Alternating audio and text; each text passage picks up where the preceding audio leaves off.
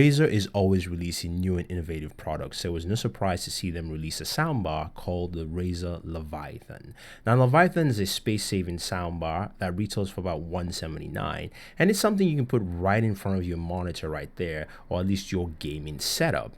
Now, the soundbar is pretty light, and just its look and feel altogether. You can see it right there, and I can easily pick it up, with ease. Now, it's got two full range drivers and two tweeters on the side to give you 5.1 surround sound, digital 5.1 surround sound. Also comes with a subwoofer, which we'll check out in a second.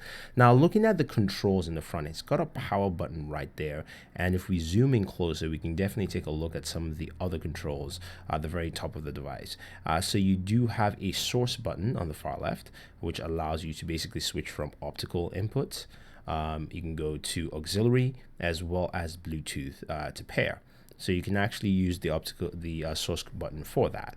Now, you do also have a Bluetooth button to actually do Bluetooth pairing if you need that. You've got a digital Dolby Digital button for 5.1 surround sound.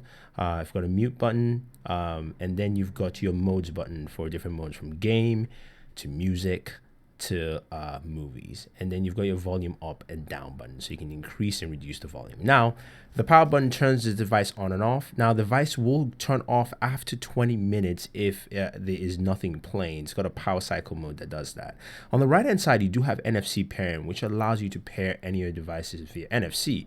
And it's actually pretty easy to use, and it's a very nice feature together. And that's my Galaxy Note 4.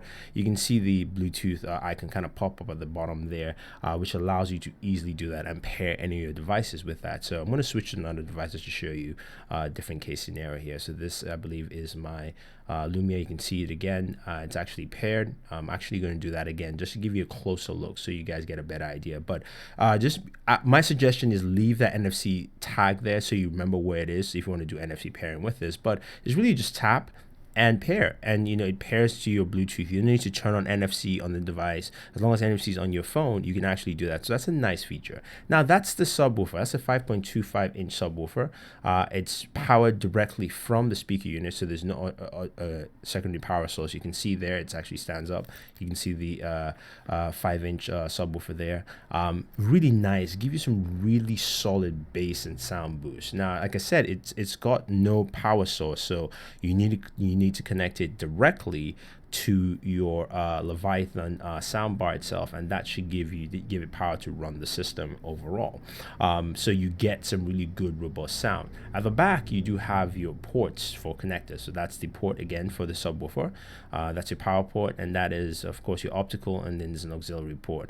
And that's pretty much it in terms of ports for this device. It's mountable. It's a mountable soundbar. It's got two different set of feet to change the angle of the device. But what I do like about it is that it does give some very rich sound, which is very nice. You can actually do a lot of things with it in terms of sound quality and just the overall sound you get from this device. My one gripe is literally that the idea of the power basically turning off after 20 minutes. Usually I like to keep my speakers on, and I would just want to be able to walk back in and turn them on. That's the only thing I have gripe with it. But for a $179 soundbar for your gaming setup, this is really, really solid. I think they've done a very good job here. I wouldn't necessarily put this in my living room. If I have a small living room, yes, it will work. But if you have a larger living room, that might be a problem. Now, you are probably wondering, how does it sound? So I'm going to give you some sound samples, just playing some music off it so you can take a good listen. I'll replay some video games, but I don't want to be pulled by any copyrights on YouTube. But I can tell you, I do like it. I wish that lit up in front. It doesn't. But anyway, take a listen, guys. Hopefully you enjoyed this video. Don't forget to like and share, favorite this video, subscribe to the channel, and enjoy the tunes for the next minute of this video.